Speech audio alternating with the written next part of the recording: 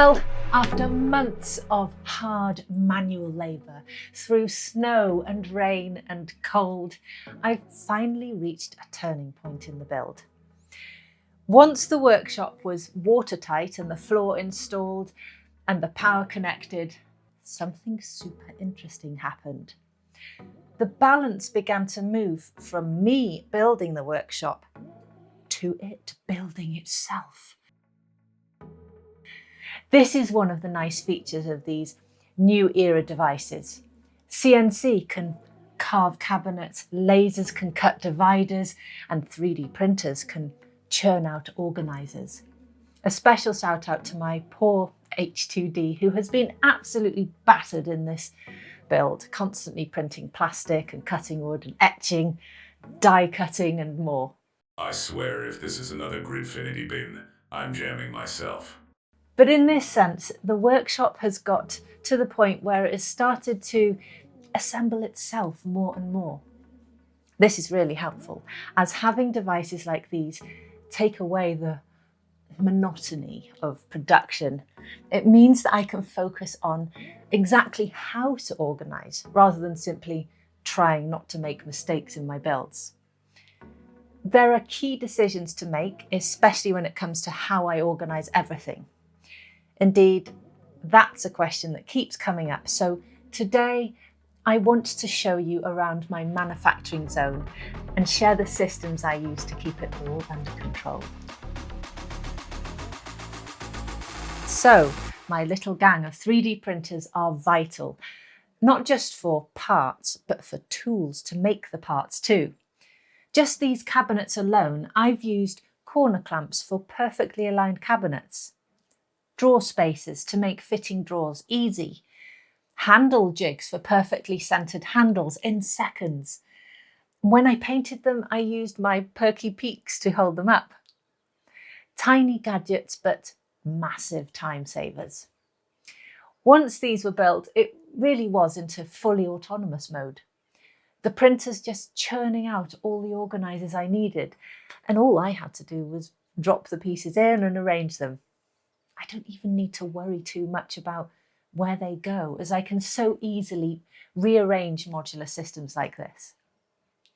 You can print all these solutions with basic 3D printers, but you'll notice how multi-material devices let you start to be a bit more creative and styled in your finish, and just escape the sea of plastic in your spaces.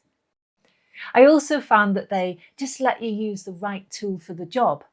For example, my Neogrid dividers could be 3D printed if you wanted, and I know some folks do.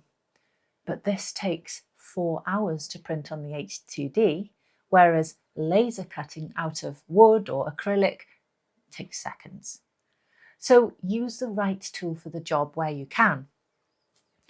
If you remember my video last year on this, you'll recall my system is based on dividing everything into 4 quadrants and choosing the right organisational ecosystem for each type of item. I use Gridfinity for small horizontal items, Neogrid for larger horizontal tools, French cleats for large vertical storage, and openGrid for smaller vertical items. These systems have evolved a bit since the last year. Gridfinity remains the only choice in town for small items on the horizontal. There's so many great community builds and features and capabilities since last year here. Neogrid has upgraded to 2.0, much more efficient and adaptable and robust, and French cleats are now boosted by the excellent Frenchfinity, which connects it to all the other systems like Gridfinity. And Multiboard, well, that's now in legacy mode, replaced by the new openGrid, which has so many advantages. But quickly, it's simpler to use, cleaner to look at, community driven, faster to print, free of restrictive licenses, and fully compatible with everything else. I'll go into all of these in a full video, but right now, let me show you how it all fits together. French cleats hold my filament racks. openGrid covers the walls for modular storage. Neogrid 2.0 handles large items in the drawers, and Gridfinity keeps small parts ultra organised. And of course, underwear channels manage all those cables. These are now openGrid based too, and only take one printed piece to install. Nice. With these systems in place, it's now easy to think spatially. Items I use all the time, well, they go on the wall, right in my grab zone.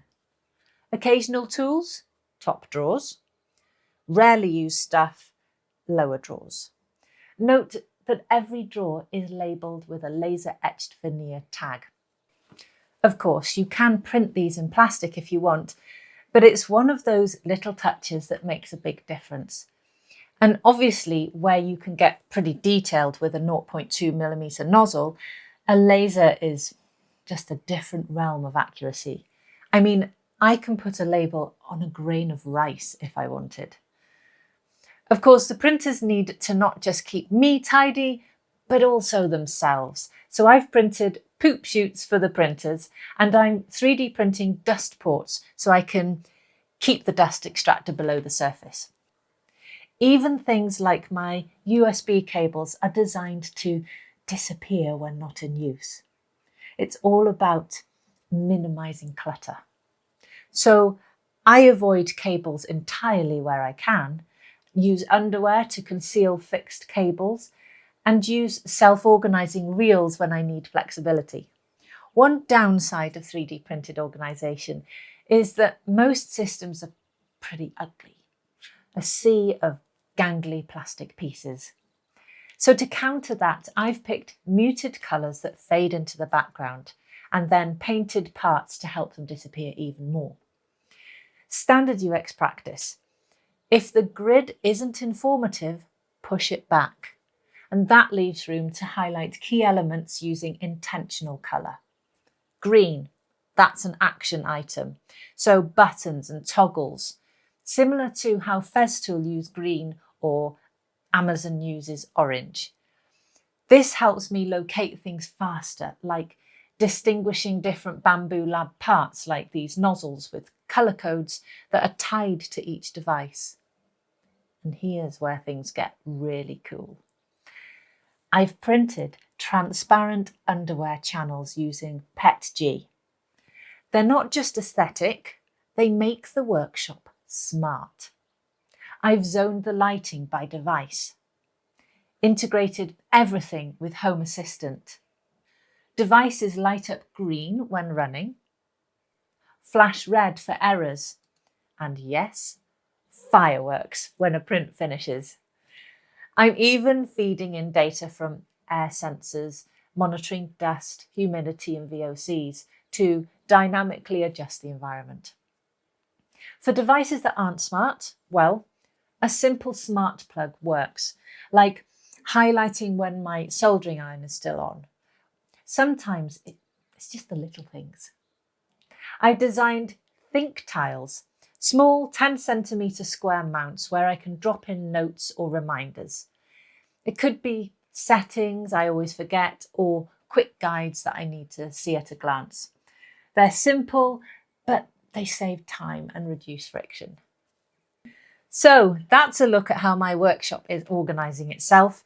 It's a blend of printed systems, smart tools, and a bit of design thinking. And I do apologise to my printers for what I've put them through. They've just been working day and night for me. But it's so cool to wake up every morning to your workshop getting a little bit tidier as my little organising elves, Mac, Dennis, Charlie, Dee, and even Frank, having worked through the night to make things for me. For those of you with Bamboo Lab printers, when you're printing this many things, you actually do start to notice the slight differences in between the devices.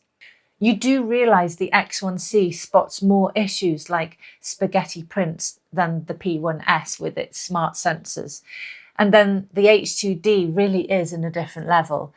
It flags the slightest anomalies for my awareness.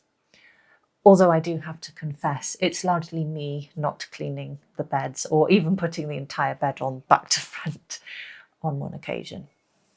I was tired. I can't begin to think how much time it would have taken to manually build everything, or how I could have bought such perfect arrangement.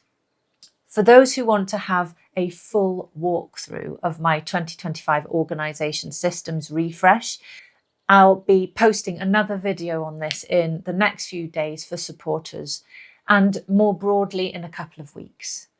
There's so many free links to cool parts that I need to organise them all, so get your 3D printers warmed up and ready to go. If you're interested in getting a 3D printer, then Bamboo Lab have their anniversary sale about to launch, so I'll add a link to it in the description. The P1S will have the best discount apparently, so check it out. I remember last time they had this sale, I ended up buying 3 P1Ss. And if you've got questions or want to see something in more detail or have tips of your own, drop them in the comments. I read every one. Thanks for watching, folks, and happy making. Hwyl fawr.